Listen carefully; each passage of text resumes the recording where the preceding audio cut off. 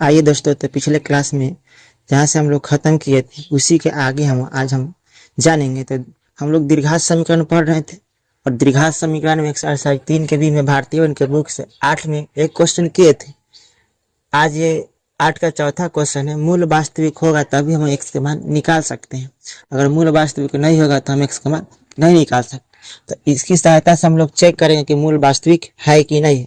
मूल वास्तविक होने के लिए हम लोग को पहले d का मान देते हैं। d बराबर होता है बी स्क्वायर माइनस 4ac। पहले चेक कर लेते हैं मूल वास्तविक है कि नहीं। तो मूल वास्तविक है कि नहीं हमको चेक करने के लिए a, b और c का मान चाहिए। इस समीकरण से हम लोग a, b और c का मान निकालते हैं। तो देखिए कैसे निकालते हैं। और a का मान निकालेंगे एक्स स्क्वायर के बगल में है 4/3। b का मान निकालेंगे जो x के बगल में है तो -2।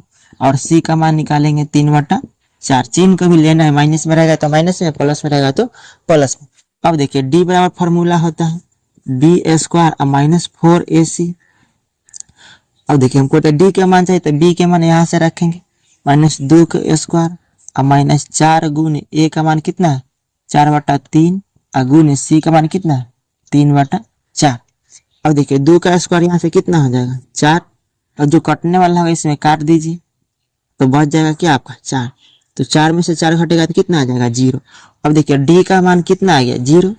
आप लोग के पढ़ाए थे कि मूल वास्तविक तभी होगा जब d के मान 0 से बड़ा होगा या बराबर होगा तभी मूल वास्तविक होता है, नहीं तो नहीं। तो ये समीकरण को हल किए तो d का मान कितना आ गया 0।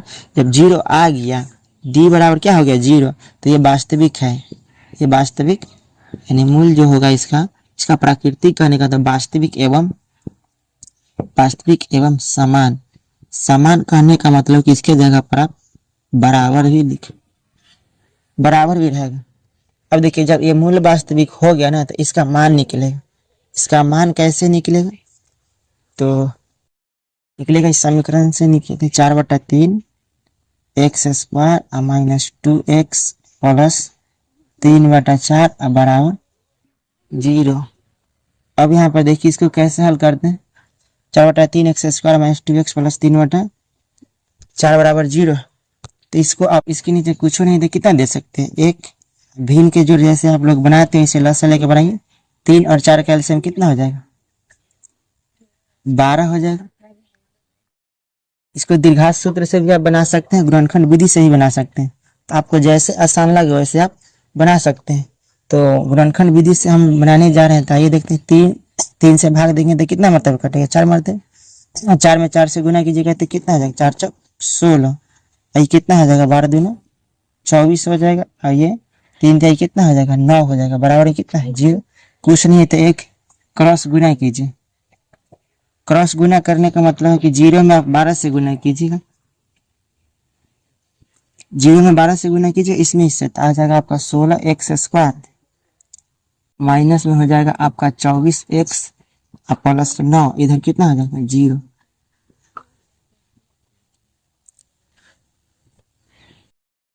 अब यहाँ पर देखिए शुरुआत में कितना 16 और 9 16 9 कितना हो जाएगा 144। 144 होगा। ये 24 का ऐसे 2 भाग में तोड़िए गुना करने पर 144 और जोड़िएगा या घटाइएगा तो 24 आना चाहिए। तो कौन पहाड़ा में चेक करना पड़ेगा आपको। तो 16 में 9 जोड़िएगा गुना है तो 16 9 कितना हो जाएगा 24। 16 नहीं 25 होगा तो ये नहीं होगा। और चेक कीजिए 12 गुने 12 अगर करते हैं तो कितना आ जाएगा 144 आ जाता है। 12 12 24 तो ये बैठ रहा है। तो देखिए लिखेंगे 16x स्क्वायर और माइनस में 12x और माइनस में 12x प्लस कितना हो जाएगा 9 बराबर 0। कौन पहाड़ा में 12 और 16 ये दोनों को देखें तो 4 का पहाड़ा में 12 16 है तो 4 कॉमन करेंगे और 2 को x है तो x कॉमन करेंगे। ये हो जाएगा 4x। ऐसे भाग देंगे तो कितना हो जाएगा 3। कौन पहाड़ा में 12 और 3 है इसको देखना। तो 3 का पहाड़ा में है तो 3 कॉमन करेंगे तो 4x और माइनस प्लस कितना हो जाएगा माइनस और 3 में 3 से भाग दीजिए कितना होगा 3। ये गुणनखंड विधि से हम लोग हल कर रहे हैं। अब देखिए ये चेक करना है कि सही है कि गलत है। तो दोनों घर वाला को देखें। दोनों घर वाला अगर बराबर सेम है तो सही होगा, अगर डिफरेंट है तो गलत है। कहने का मतलब इसमें भी 4x - 3 है, इसमें भी 4x - 3 है, तो ये दोनों घर वाला सेम है, तो एगो घर में से लेंगे तो 4x माइनस 3, एगो बाहर से लेंगे यानी 4x माइनस 3 बराबर 0। अब यहाँ देखिए ये दोनों के बराबर में 0 हो जाएगा, 4x माइनस 3 बराबर 0, और इसके भी बराबर में लिखेंगे 4x माइनस 3 बराबर 0। अब देखिए 3 को इधर भेजते हैं, माइनस में इधर आएगा तो क्या हो जाएगा प्लस में, हमको x का मान चाहिए ना, ये गुना में इधर जाएगा तो भाग में, यानी 3/4। इसको भी माइनस में इधर भेजेंगे तो प्लस में, x का मान निकालेंगे तो 4 जो है जो गुना में इधर जाएगा तो क्या हो जाएगा भाग।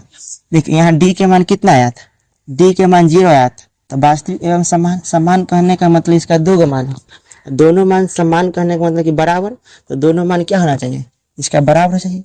आप लोग ध्यान दीजिएगा, अगर d के